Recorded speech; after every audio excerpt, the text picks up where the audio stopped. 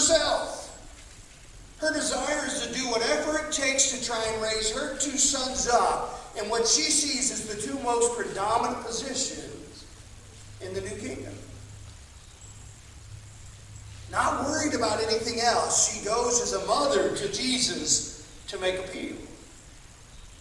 Now again, part of the problem in this case is what she desires. She saw an earthly kingdom with earthly position and title. So as a mother, she pursued that for her sons. You see, we have goals out there for our children, and the problem is if we have goals that are worldly, we will set worldly expectations on our children. Logan Christian especially, always loved the idea of one of her sons playing football. So when he got to that point for the little football league, boy, we got him out there, and he went out there in the first year, he said, I don't want to play anymore. After one day. And Kristen and I always, stick with it, we think you'll have fun, and they put him on offense, and he still wasn't having fun, and Logan had some energy issues, can we call them that? He had way too much. I went to the coach and I said, hey, you need to put him on defense. Let him do some tackling. He said, I like offense, William. I said, trust me, put the boy on defense. Went the entire season. Finally, the last game, I think it was of the season, the coach says, Logan, I'm going to put you on defense. Very first play, he sacked the quarterback. I looked at the coach and said, told you. So the next year we come out, and this is the year, if you've heard my Mohawk story, this was the year Logan got a Mohawk. We painted it red. He'd pull off his helmet, that Mohawk pop up, and the coaches called him Rooster. They said, Rooster, get out there and sack the quarterback. And Logan, boy, he just kept sacking the quarterback. Play after play. He was great. He was having fun. The last day of the season, they came off. I'm pretty sure they won the game. He takes off his helmet and says, well, you ready to sign up for next year? He says, no, I'm done. He's never played since. Because even though it might have been a goal for his mother, the thing is, his passion was not there. Y'all know Logan. He's a musician. He loves it. Wants to teach music in high school someday. But the goal of the mother was pushing sometimes too hard for Logan to play football. And the problem is, at some point we finally had to look and say, he does not want to play football. Maybe it's time to stop pushing. We set goals for our kids and we sit there and we want them to live up to what will make us happy. And yet sometimes what we should be doing, instead of saying what is best for them. The sons of Zebedee, the best thing for them was not to have the chair on the right and the left of Jesus, but the fact is they already had it. They were walking with Jesus Christ daily. Mom should have been happy.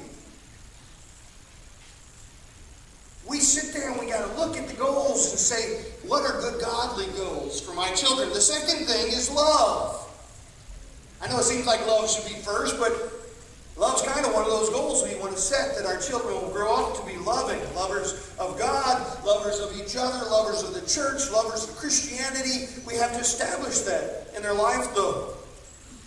If you turn to 1 Kings chapter 3, verse 23 to 20, 1 Kings chapter 3, verse 23 to 27. 1 Kings chapter 3, verse 23 to 27. It says, and the king said, the one says, this is my son who lives, and your son is the dead one. And the other says, no, but your son is the dead one, and my son is the living one. Now, if you don't recognize this yet, this is the story of Solomon, and he's judging the cases of the people that come to him, and you have a mother whose child has died, and she has laid claim to another woman's son. She said, her son died, this is my son. And the other woman's going, no, it's my son, her son died. So Solomon has to settle this case to find out who the true loving mother is. And in verse 24 it says, then the king said, bring me a sword.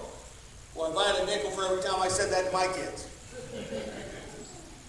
So they brought a sword before the king, and the king said, divide the living child in two, and give half to one and half to the other.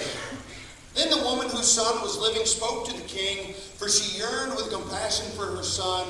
And she said, oh, my lord, give her the living child, and by no means kill him. But the other said, let him be neither mine nor yours, but divide him. So the king answered and said, give the first woman the living child, and by no means kill him, for she is his mother. Now, with wisdom, Solomon discerned that because of the love for the child, the evidence of who the real mother was apparent. The one woman was wicked and angry because of her loss, and therefore didn't want the other woman to have the satisfaction of having a child too. But the real mom said, let him live.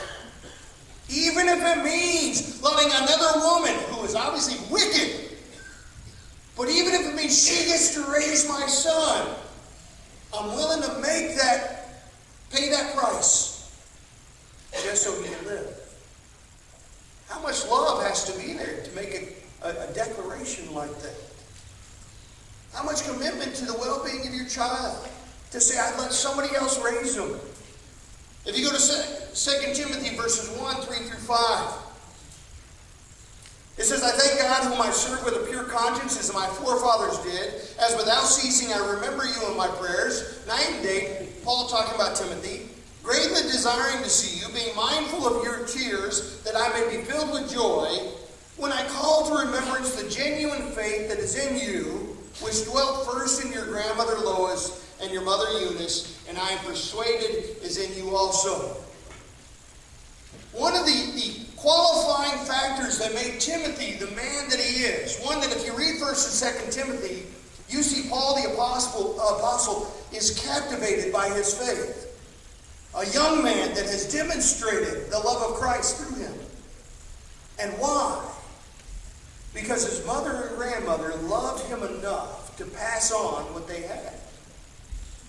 It wasn't a selfish endeavor to say, I want what my kids don't have. It was to say, we have something beautiful in our relationship with Christ, and the best gift I can give to my son or my grandson is what I already have. Love is not what the world is making it today. I know that the world comes up and says, well, we want our kids to have what we didn't have. Let me tell you, that is not always a good rule of thumb. We have a very selfish society of young people these days because they haven't learned to work for anything. Because parents have decided, well, I had to do without, and I don't want them to have to do without, so I'm just going to give them everything they want. And what happens? You have kids that don't do anything. They just take. They just consume. Love does not mean giving your child everything they want. Sometimes love means not. Love does not mean not punishing your children. Sometimes love means they need to get punished. Because when we look at who we want them to grow up to be, when we really desire them to love others as we love them, then sometimes there's consequences for that. It means we have to be the mean parent. I think I've shared this with some of you before, but when we first got married, we were first talking about having babies.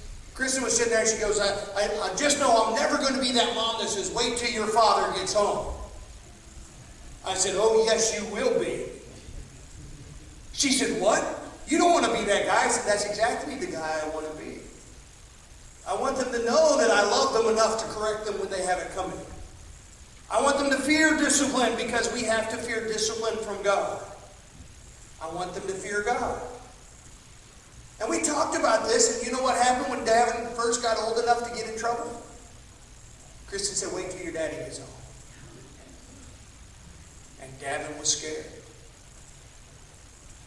She taught her that a good fear of discipline is a good thing to have. It keeps us from doing wrong more often than not. If we love our children, we discipline them. If we love our children, we teach them about a relationship with Jesus Christ that we have. We show them a desire. It pleases me more than anything, and you all know this, to see my son get up and do a devotional over the Lord's Supper. That gives me hope for tomorrow. How about you? I love when we see Billy leave singing. I love when we got the whole Lord's table with nothing but our young men, and I mean our really young men, who have all accepted Christ as their Savior, been baptized, and now we say, hey, part of your training is to learn what it means to be men of God.